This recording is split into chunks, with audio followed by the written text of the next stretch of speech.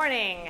We have jam-packed this workshop, and we hope that you get a lot out of it. We're going to move quickly. Hang in there. It should be a fun 45 minutes, okay? The idea behind this is that it's really fun, engaging, interactive, and that you come away with value. So one of the things really, really important to us is that you have a good experience here today. All right, so I know I introduced myself earlier today, but in brief, I said earlier I'm a recovering HR director. I worked for a very large corporation for a few years. Nationwide, I had about 3,500 employees who came to me directly as their first point of contact for all of their HR issues. They were spread across 100 locations. I learned a ton about HR, how to do HR at volume. It was not for me.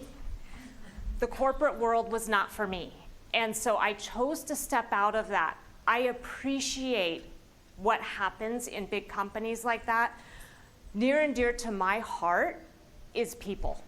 And I was missing that piece. So I chose to step out of that. I launched Starpath originally to bring fractional HR to people.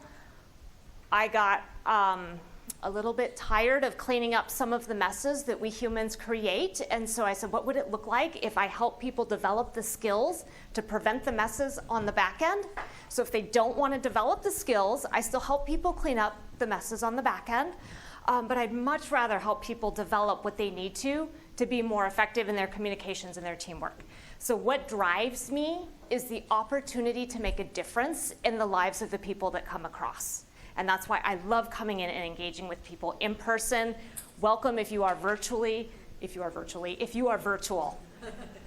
Jed, I'll let you introduce yourself. Hi, yeah, I'm Jed Walker. I started in IT around 95, and I've worked with databases since 98. I am now a database architect. And so I work with and across multiple Agile teams, worked with Waterfall, worked with Agile, everything. Agile is the way to go.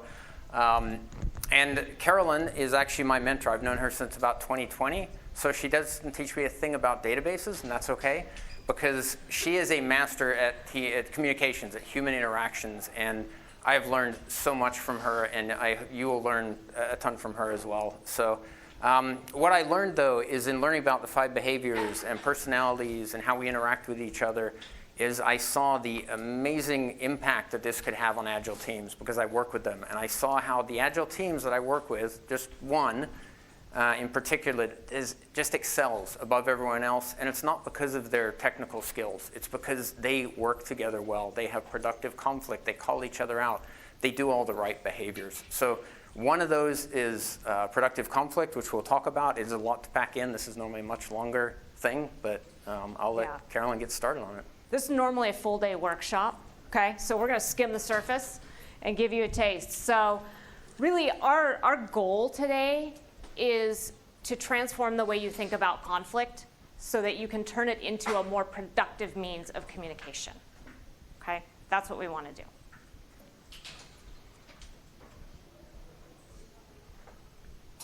So what to expect? We want this to be interactive. We're going to do some fun activities. I ask for your input periodically as we go through, so please chime in. If you're here virtually, please use the chat to put your feedback in. We're mic'd, we're human.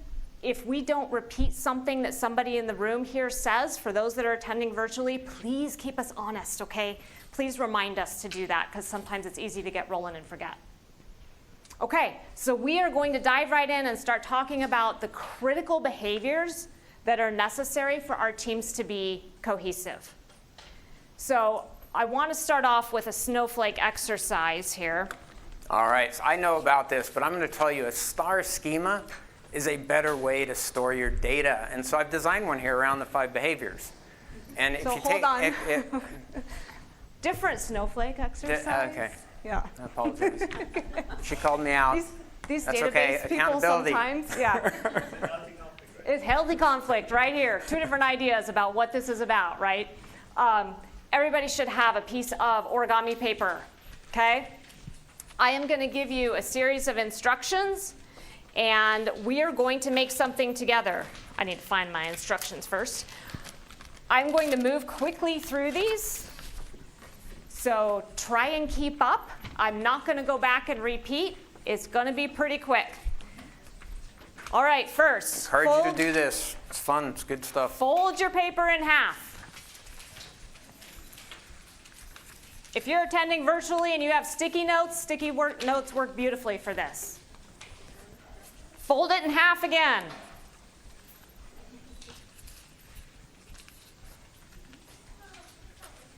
Tear off the left corner.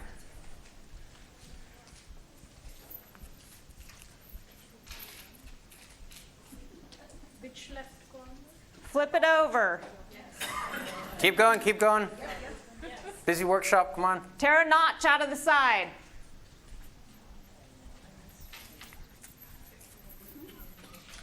Flip it over. Tear off the right corner.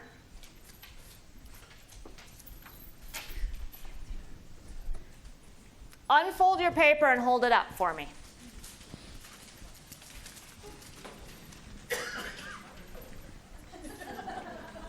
So take a look around. Hold them high so everybody can see.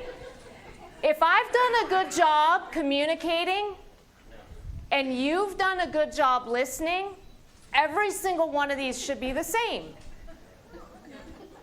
What happened? I think I did a good job. I got it. Yeah. Okay, it's a star schema. So I didn't allow you to ask questions, right? I didn't give clear instructions. Which corner do I tear? What did I do? I just looked at you. Ignored you, right? Did I allow you to challenge me and say, I don't understand. Where are you going with this? Or wait a minute, I'm lost. No, I just moved right along, right? This is what happens in our teams, okay? When we don't stop and have productive conflict in our teams, this is what happens. We're doing a simple paper folding exercise. What happens when there's a lot more on the line, okay? All right, so let's talk a little bit about how conflict shows up in your teams. So yeah, right now, how do you feel? You hear conflict. We keep hearing that word. How do you feel about it? You feel good? Not so good when you hear Thumbs conflict? up, thumbs down. How do you feel about the word? How do you feel? That is good to see people doing this. That is. But I expect most of you are going to be this, and that is totally fine. Because we don't get taught this all the time. Yeah, what kinds of conflict? There you go. Exactly. Depends, right? Yeah. Give me some words. When you hear the word conflict, what do you see that shows up? What behaviors do you see? Negativity? Defensive? Defense? Anger? What else? Frustration? Withdrawal? One more time? Antagonism. Antagonism? Absolutely. Yeah. Crazy voices? Excitement if you look at it as an opportunity. Yes. There you go. Yeah. Excitement if you look at it as opportunity. Nice one. Okay? Here's some words that we put down. Some similar, some different, right?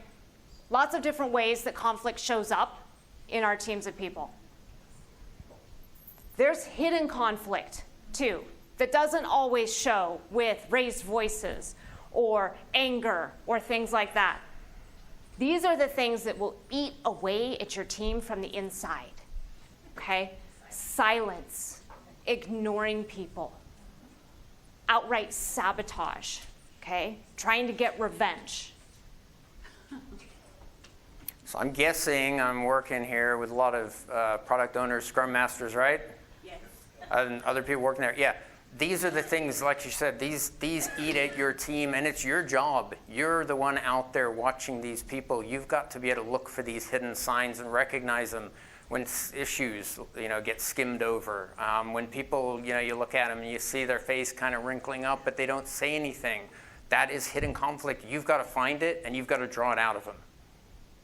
Yeah, absolutely. Okay, so there's a cost to this, right? We lose efficiency, we lose productivity, we lose quality in our work, we lose quality in our relationships, we lose quality in our progress. When we place our individual needs over the collective results of the team, our results suffer. It destroys us from the inside out. Okay? Jed, you had an example of a situation recently where an individual placed themselves over the team. Yeah, individual over team results. And we teach that there's a lot of different things, right? Productive conflict's one. But what was happening is the team had reached out. Well, actually, the CTO reached out and he said, hey, Jed, someone is struggling on a team. So I went in there to help him out. And everyone that I talked to, they were all saying, well, he's doing this. He's throwing things at it. And, he's happy to say, oh, good, that got fixed. I'm really happy. Good job. We needed a codified solution. We weren't here to just fix this thing one time. We needed to be able to build something that you could click a button and you got what you needed. So what was happening is in doing that, it wasn't helping the team get to their collective results. So now you might look at that and say that was the problem right there, that person. Part of the problem, different issue. What it came down to was productive conflict and accountability. No one was willing to call him out because they were scared to have conflict with a senior person. They didn't want to say, hey, Joe, this is not helping what we need to do. We need our collective team results or to build a codified click the button process, and that is not happening. That's a case of hidden conflict there, right? There was conflict, but no one was talking about it, okay? Yeah. So watch for these things. So being able to recognize that unhealthy versus healthy conflict is the first step in being able to overcome it. So when we have unhealthy conflict on our teams, some of the ways this can be exhibited, we tend to skim over issues. You hear people just nodding their head, or you don't hear them nodding their head, I suppose, right? Hopefully not. But you see people nodding their head, right? You go along to get along. I don't want to make waves. I'm just going to agree, even if maybe inside I don't, okay?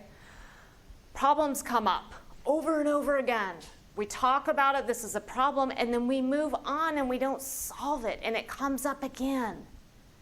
We have inconsistencies, and we focus on our individual performance. So again, placing our own needs over the needs of the team eats us alive from the inside. So healthy teams. Go ahead. So watch for these things, right? In refinement, watch for things being skimmed over. You've got to pay attention. I'll make a quick extra comment. Remote meetings.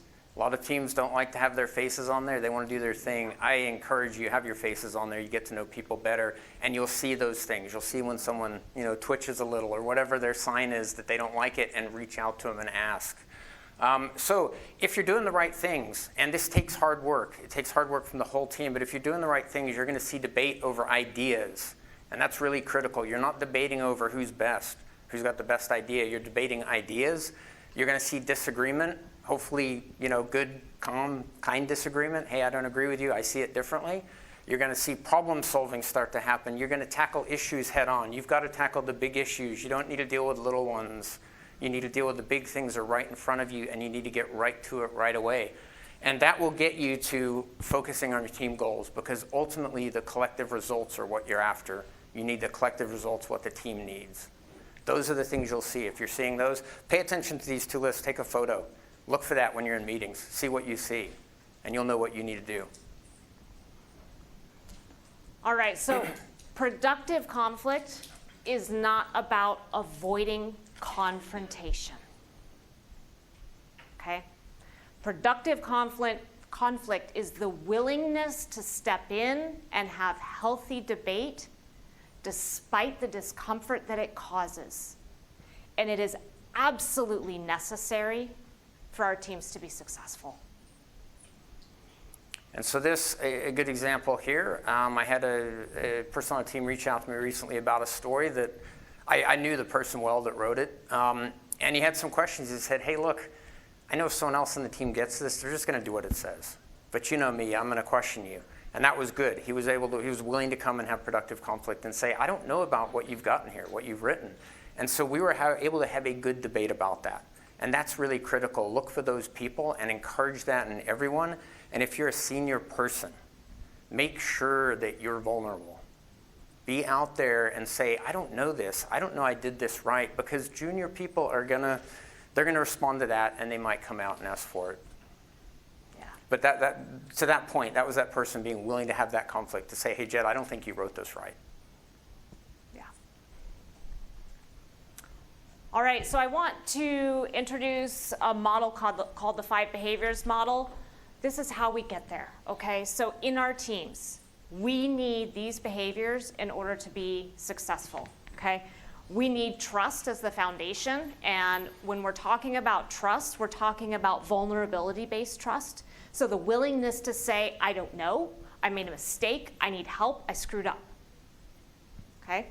We need to be willing to have productive conflict so that we are debating ideas to come to the best possible solution. We need commitment to decisions. We get there through clarity and buy-in. And we need to hold one another accountable for agreed upon expectations. We have to be willing to call one another out on behaviors that run counter to the team.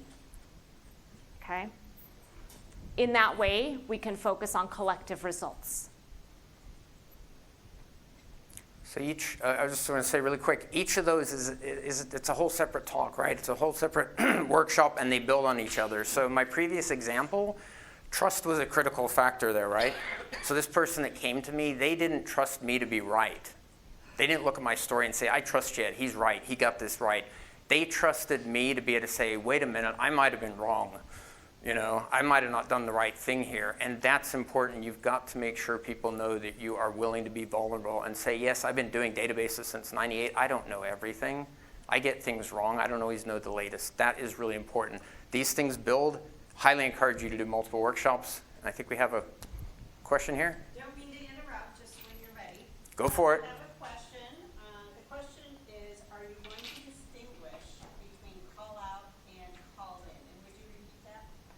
So the question is, are you going to distinguish between call out and call in? So I'm making some assumption that the nature of the question is related to accountability, and that when I said we have to be willing to call out behaviors that run counter to the team. So I'm not sure where the call in reference exactly comes into play, but when we have these behaviors in place, we're able to say, you're doing something that's not what we agreed on, you know, or how come this isn't done? We said this would be done by this date and it's not, okay? So there is trust and respect behind that conversation. So calling out, but always with respect and good intention. So the attendee says private versus public. Private versus public. Okay, so praise in public, reprimand in private. However, know the person. Okay? I will tell you, I am one of those people that does not like public praise. I hate it. Okay? If you're going to thank me for a job well done, please pull me aside. Okay? So know the people that you're with. Okay? Okay, so when we're looking at this example, the collective results, that's what we see. That's the visible part. The rest of these provide the foundation. Okay? Any one of these that is not there or is out of place is going to affect what we see. We need all of them. They're all integrated. What we're talking about today is just the conflict piece of this, but I wanted to give you an idea that this is a part of a much larger puzzle. We don't have time to get into all of this today. I love talking about this stuff. Call me, okay? Let's talk about it separate from today. So when we talk about embracing conflict as a team, this is your how. Take a picture of this slide, okay? These are your tips. Be willing to engage in unfiltered constructive debate. Be willing to voice opinions even if you think there might be disagreement. We have to confront the most important and difficult issues head on. And we also need to give voice to every person on our team so that we can explore all ideas and know that the solution that we come up with is the best one possible.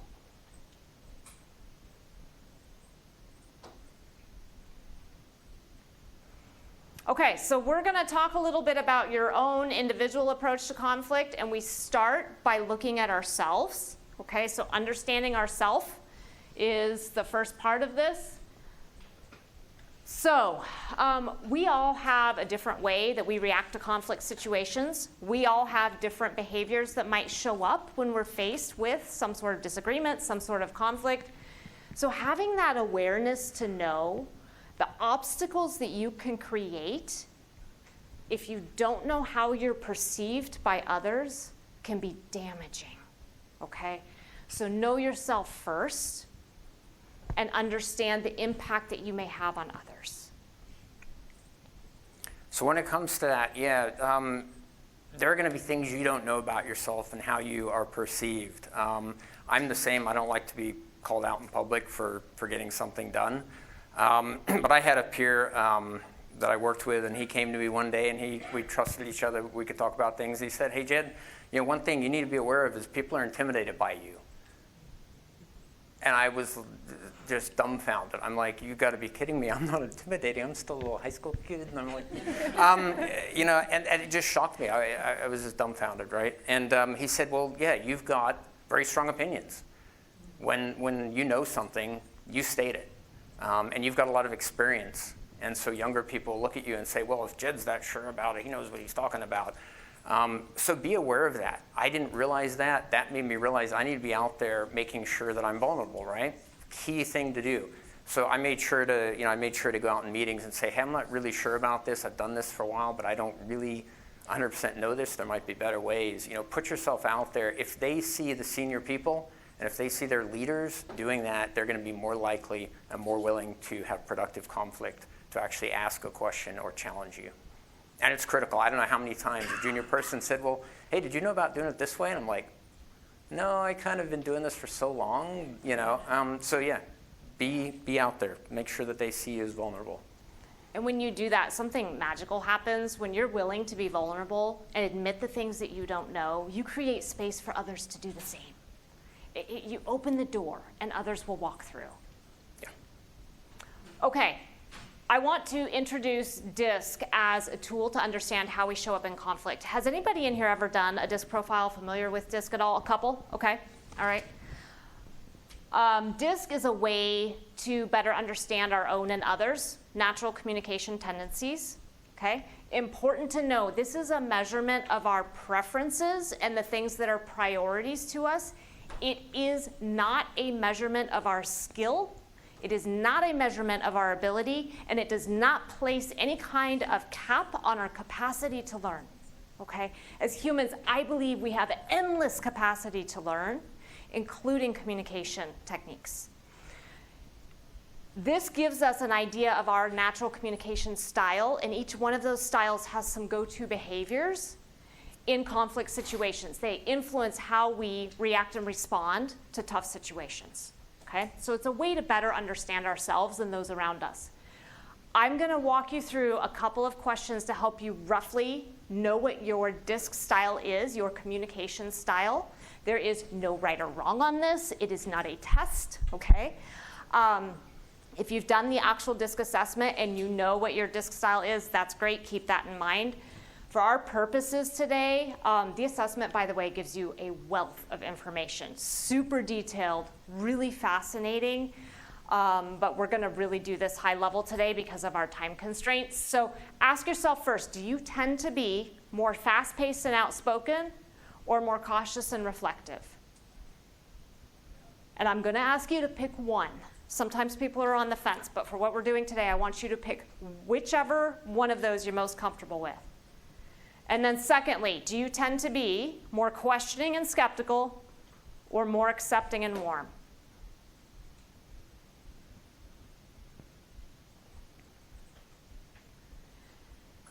And then I'm going to have you combine your answers to those, and this will give you a rough idea of where on the DISC map your communication style is, okay?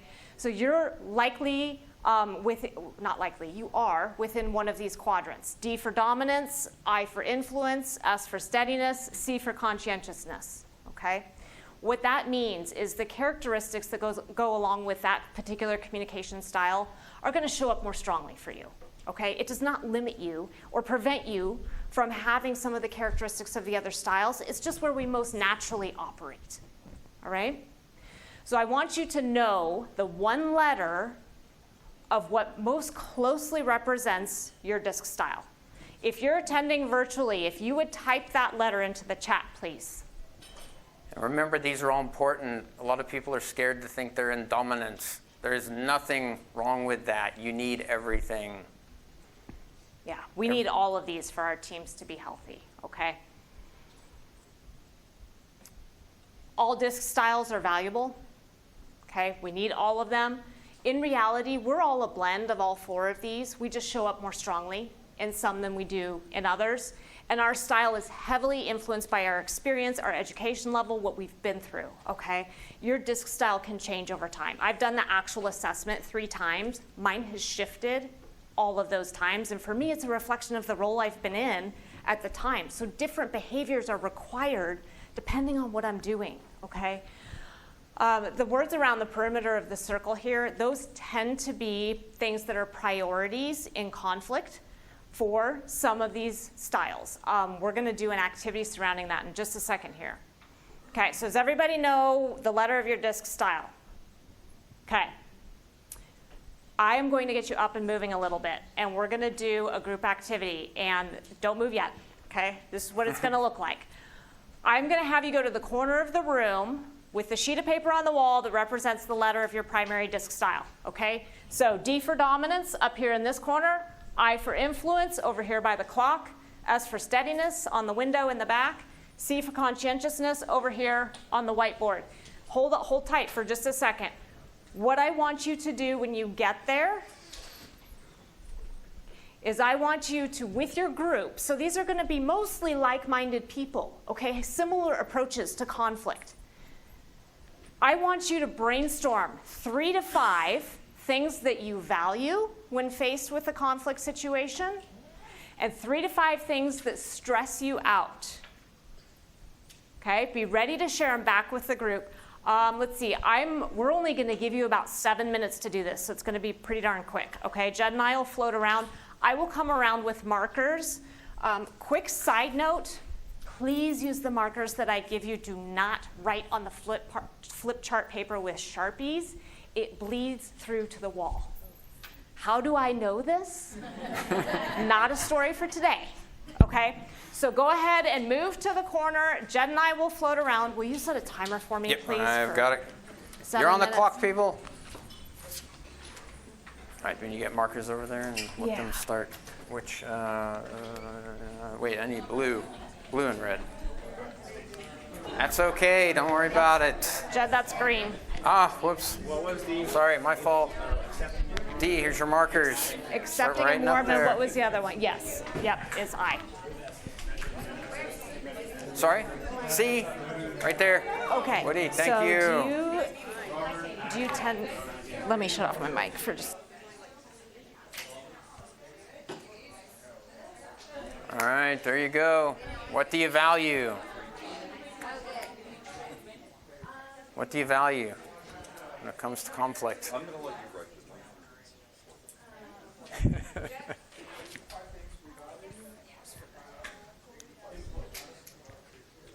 My name's Woody, by the way. I'm Natalia. Kelly.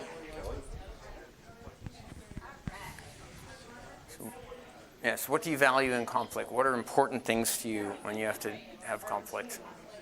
I value everyone being heard. Being what? Everyone being heard. Like if Being there's heard? 2 Okay, people good. or 5 people, like Yep. everyone's input in the conflict. Yep, nothing is wrong. And realize that some things, right, will be shared across groups. So anything, yep. I can tell you I'm part C. I know for me, logic in conflict, I like logic. That is a big thing. So anything that you like, and make sure you leave enough time on the stresses you, because stresses is a big one. It's important to know.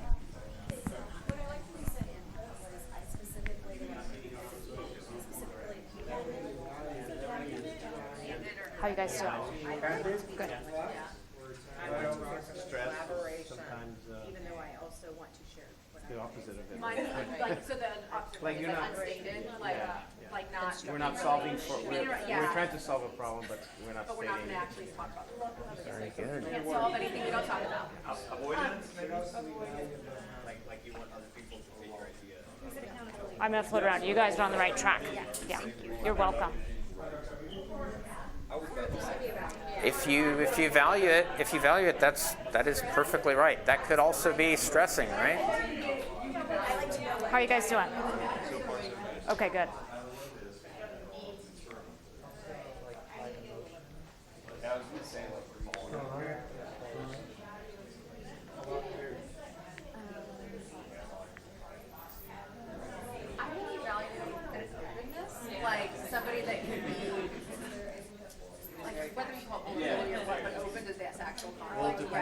than like hunkering down.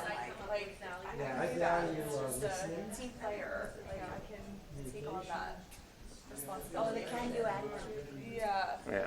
Something that's just me is like aggression, like aggressive personality. Like unproductive. I don't know if anybody else agrees with this, but feeling how people are feeling. So I take it right. I can't see your name. Action. Is that what you're getting? You like action. That is that is absolutely a value. Taking in. So I'm hearing here action. Yeah, I think How that's do you guys that feel would be a about good way to describe it. Yeah, so she values like, Proactive, being proactive. well, yeah, being, I guess, willing to change and being. In general, so maybe unclarity, is that a word? Awesome. When things aren't clear, so if expectations aren't clear, Can we Or- get clarity? right, yeah. And I bring that up, so uncertainty is a hot one for me. I am uncomfortable when things are not clear, or if I'm not sure where we're going, or we don't have harmony, I'm an S. You're an S? Yeah, I am. Mhm. So those things to me create stress, yeah. Yeah, so write down uncertainty for stress. And on the opposite side, value clarity. Yes, yeah, they're a reflection, right? Two sides are a reflection. Uncertainty gives me trouble when I don't feel that we have an environment of experimentation. Like, if you can't fail, if you're not allowed to fail, Right, uncertainty is incredibly scary. absolutely. Right. Because you're set up to fail. It's not okay Yeah. to fail, right? So if we create a space where it's okay for people to fail and we're expecting It's them to far fail, less scary. Yeah. right, then we take the fear out of it. Yeah. And can you put empathy under value? Does that go with feeling? Yeah, I'd say that's kind of a slash. Okay.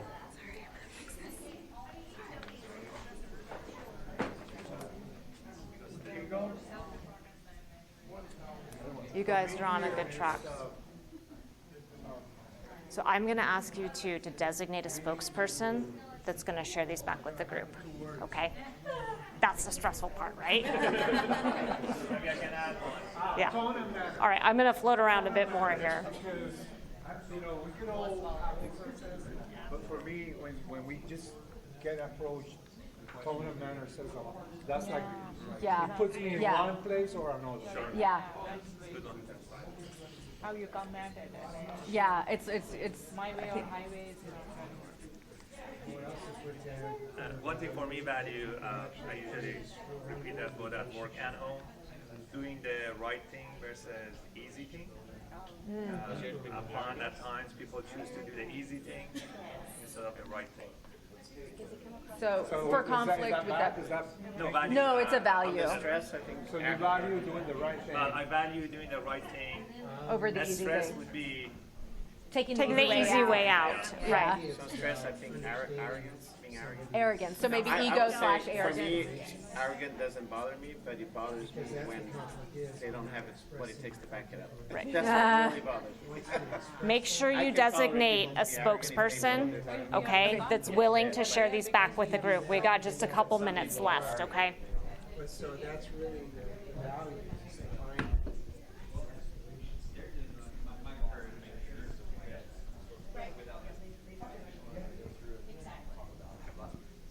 Are you guys done already? D is for done. I would probably highlight 2 or 3 things. Okay. Designate a spokesperson, please, okay, so that somebody is ready to share them back with the group. Okay? We got just a minute or so left.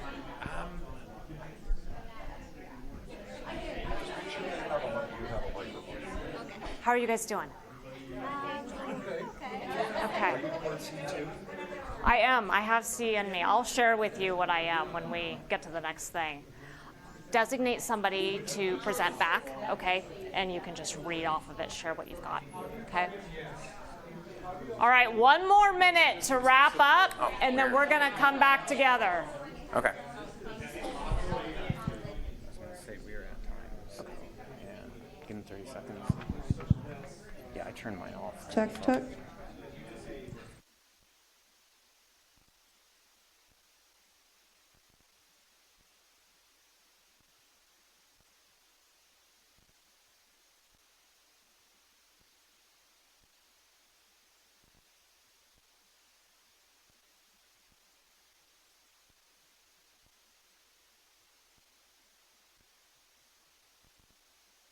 All right, we're back on.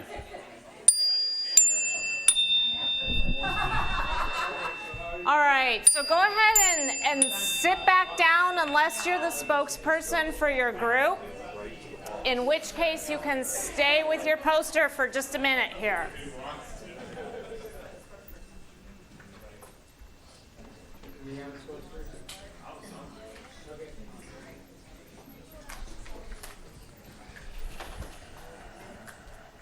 All right, so I'm going to have the spokesperson for each communication style share with us what stresses you and what do you value in conflict, okay?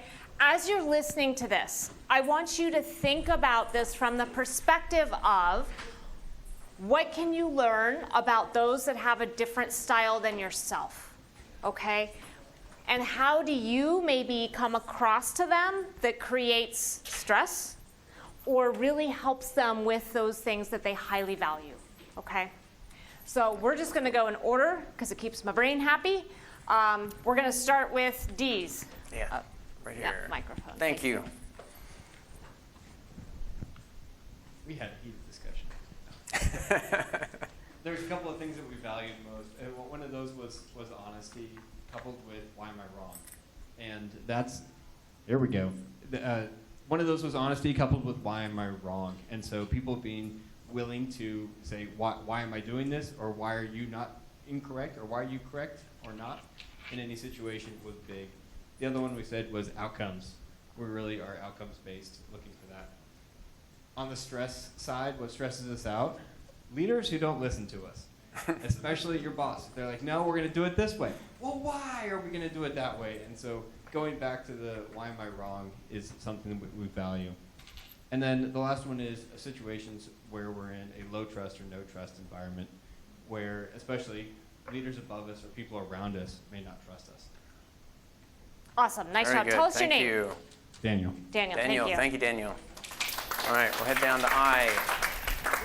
Oh, here, maybe we can zip it around. All right, take it away. So for the I group, tell us your name. My name's Vanessa. Hi, guys. Okay, for the I group, we really valued coming to conflict with loyalty, sincerity, candidness, and openness. That you are here from a good place to have this conflict. So we kind of characterize it as like a positive approach versus like coming at it super combative or like an unwillingness to admit you're wrong or engage or acknowledge your biases in this conflict.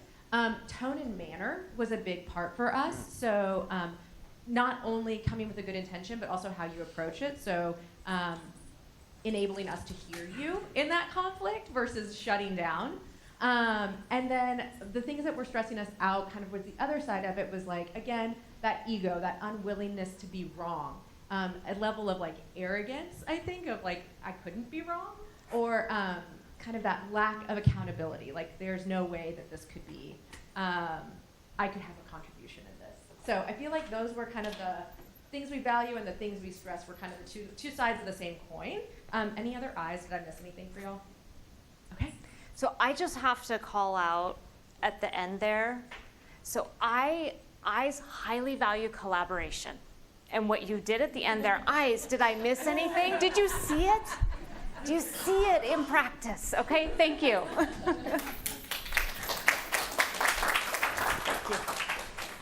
Hello. My name's Chris. So the S group, one of the things we value in conflict is having time to reflect or time to process things.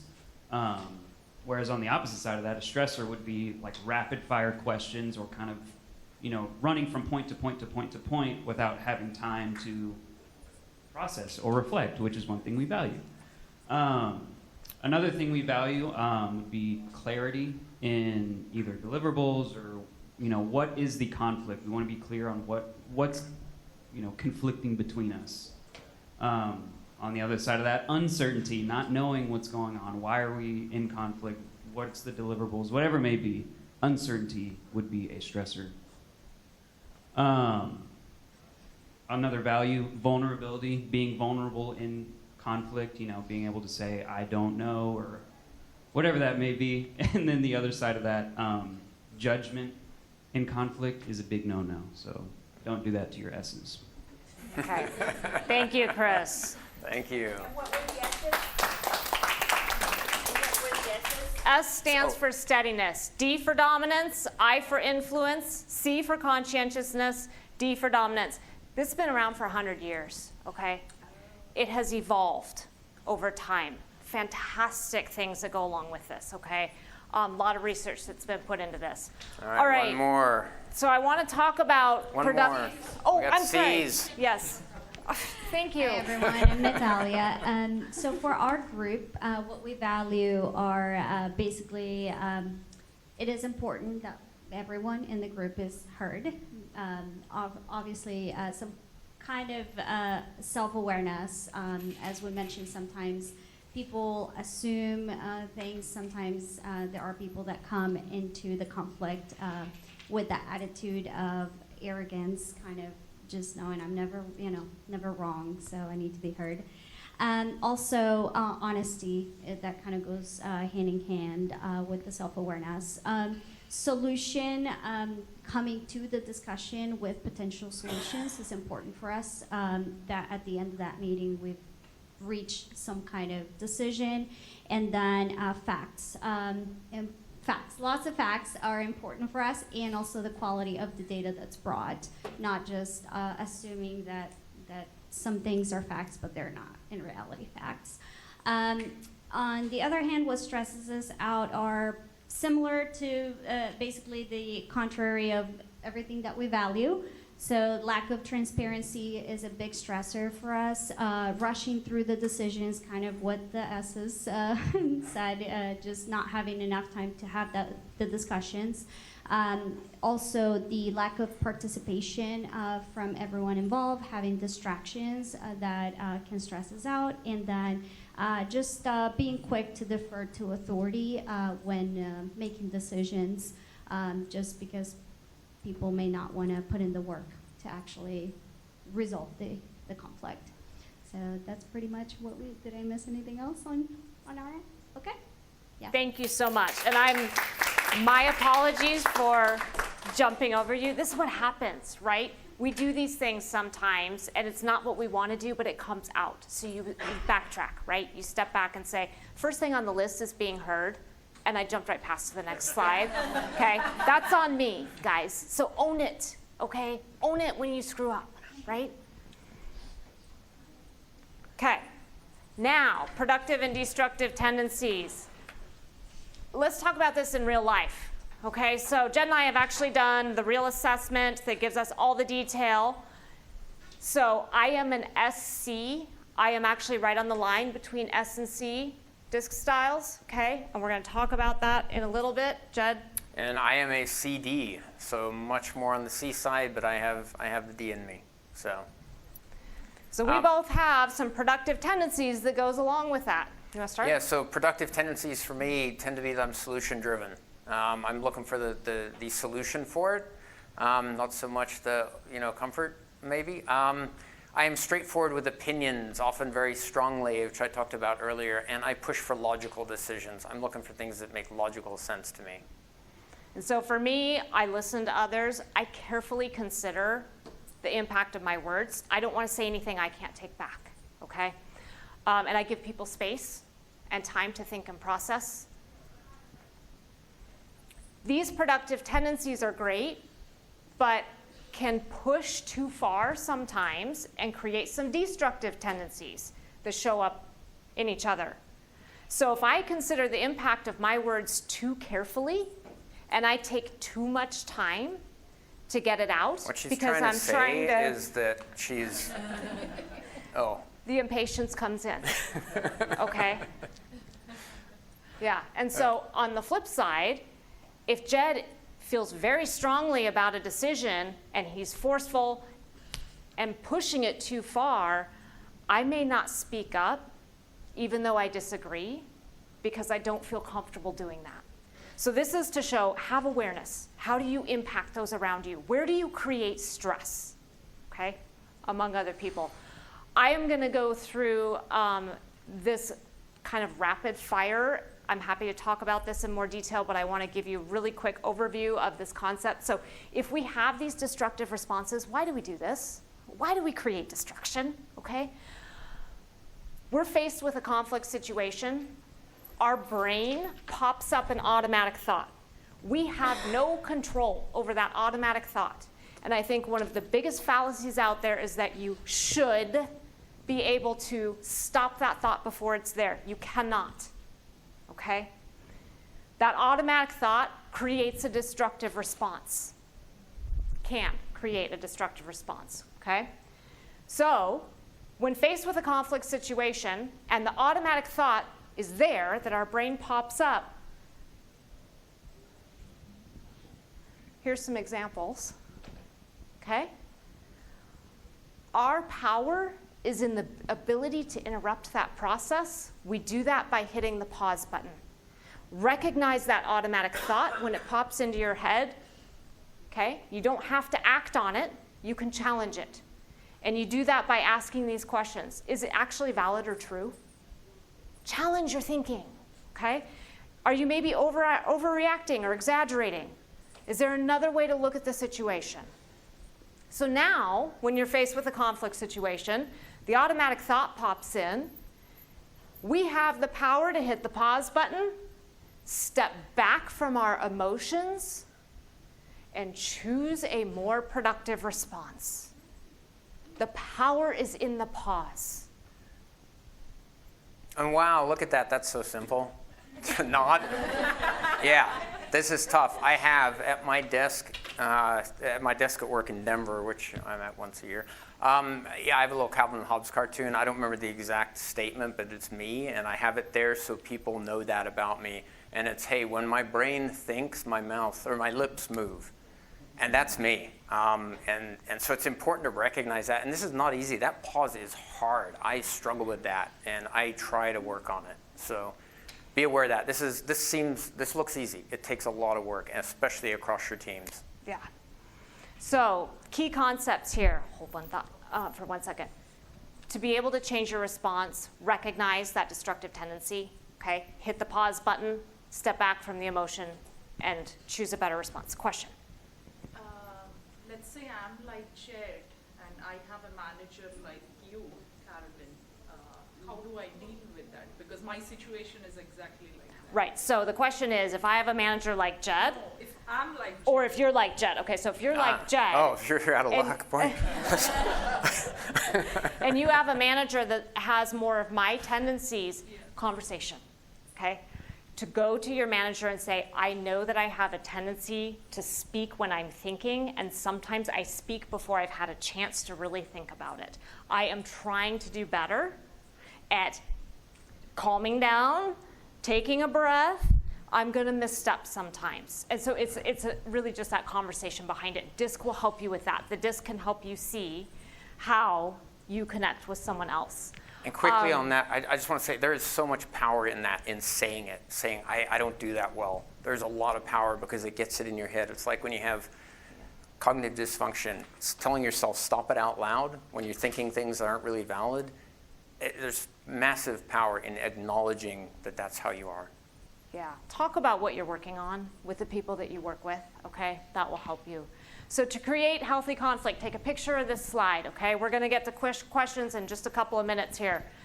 If you're approaching people of these communication styles, here's your tips. If you're approaching someone who might have a D style, be confident, be concise. If you're approaching someone who might have an I style, be enthusiastic, be open. Someone with the S style, be sincere and calm. And the C style, be prepared and be specific. Okay, so to master conflict as a team, be willing to put critical issues on the table for discussion, encourage open debate of ideas, make sure you're getting opinions of everyone that's there. Every voice needs to be heard, okay? Be willing to disagree even if it's uncomfortable, and reach for that best possible outcome. 2 factors that go into productive conflict, okay? Your individual communication, who I am and how I impact others. Secondly, our team interactions. Are we having the discussions that we need to have to get to the best possible outcome? That's the recipe, okay? Individuals and interactions, okay? All right, key takeaways. understand yourself and how you impact those around you, recognize your automatic thoughts that lead to destruction so that you can step back and choose a more productive response, invite discussion, okay? Use those tips to communicate with people with other communication styles so that you can have open discussion. And remember, productive conflict is the healthy debate of ideas to come to the best possible answer. We showed this morning. Get on with question and answer Yeah, so that's that what you I guys was can all get flipping to through. lunch. Yes, We're going to jump so- a little bit, but Starpath, I'm just going to say this now. They have the tools, the assessments that can assess your teams, assess your people, DISC, all that. It is all there. Yeah. Let's get some questions. Yes, we've got about 8 minutes left with questions.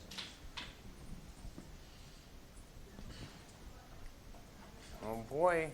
Anything online? All right, here we go. Woody. Just a quick request, because my camera was slow. When I just Oh, yeah. Could you go back 4 slides to the slide with the how to approach different styles? Yes. Yeah, So that's yeah, important. question was go back to the slide with tips to approach each style. And this is a really, really high level overview. When we do DISC with a team, I've got a really detailed handout on this. So for those of us that like detail and data and facts and logic and all of the information, I have that. It exists, okay? Doesn't fit on the slide. Okay. Yeah, another question. So, I think Back. that last slide was really helpful for this next question. This one? This That one? This one. Okay, so clearly we all have, there's no right or wrong, but we all have these different styles. Like how do you manage, Sure. How do you manage in a team setting conflict when you have these very different needs? So let's say, for example, a very real, like sprint planning. We're going through, we're looking through these requirements. I've got a D, really driving a conversation, and I've got a C and an S who want to process, but we have to get to this decision by the end of this meeting. How do I meet each of them where they need to be? Yeah, good question. So the question is in a meeting, a sprint or whatever meeting, you might be having, how do you meet the needs of each one of these styles? Call it out, okay? Give name to it. I know, Sally, that you want to get to the results right away. We are going to get there. I want to make sure that Susan and Phoebe have a chance to weigh in. Susan and Phoebe, I know that you need a minute to think and articulate before you can share with the group, right? So call it out. Put structure behind it, okay? Does that help a little bit?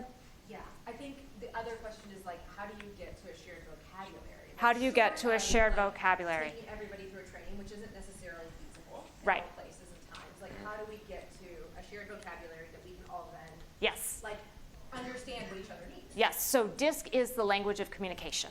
Okay, when we have the common language we all can speak, then we know where we're going with it. Reach out. We've got some awesome tools that are interactive that can help people understand what their style is and those in the group, and everybody has visibility into each other's styles. So that helps. So no, there's not always a lot of time to do training, but by leveraging some tools that can make it available at people's fingertips, we can still get the information across. So we do workshops, by the way. So even in an hour, we can cover some things that will give people a basic understanding of what this is about. Okay. So in that regard, yeah, you mentioned that you don't always have time to train, right, the whole team. You've got time to understand yourself. That's the first thing. If you understand yourself, then you can do a lot to improve every conversation, every communication that you have. So, doing DISC is great. There's so much that you'll learn from that. You can do that as an individual. To get into Starpath a bit more, they do workshops. So there's a community out there that you can join and you can talk to other people and so forth. But yeah, if you don't have a team that everyone understands, do it yourself. Go out there. It's not much to do. Get it done. Talk to people about it and have them do it. A lot of times companies get enough of that and they say, oh, wait, okay, yeah, this is actually working. Maybe we need to do it bigger. Yeah. But yeah. Okay, question.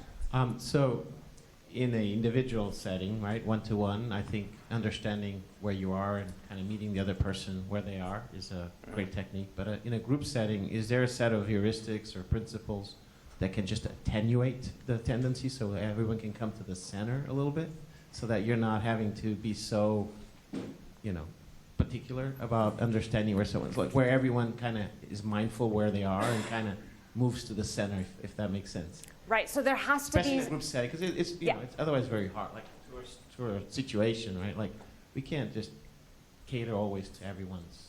Right, there's not always time to cater to everybody's individual needs, yes. So if we have that common understanding of the different possibilities, then we can be agile, okay? And we can flex to the needs of the group. There are some really cool things that can give you snapshot views of groups that say, as a group, we tend to be logic and data focused, or we tend to be expressive and collaborative focused, or maybe we're a mix of these different things. Again, it's the framework behind it, okay?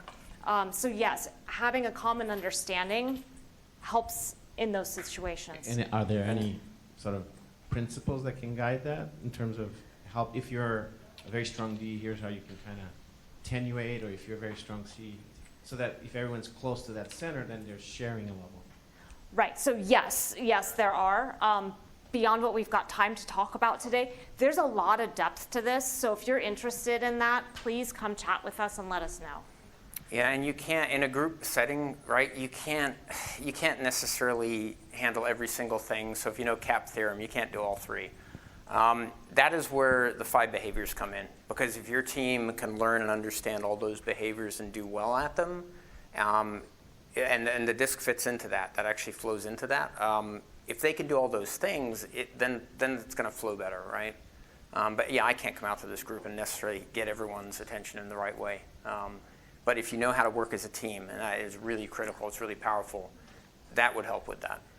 Carolyn and Jed, I have a couple questions Oh, from okay. virtual attendees. The first question is, and you don't have to repeat this because they can hear me, what's an effective way to help teams distinguish between healthy debate and personal conflict, especially in cultures where disagreement is often seen as disrespect?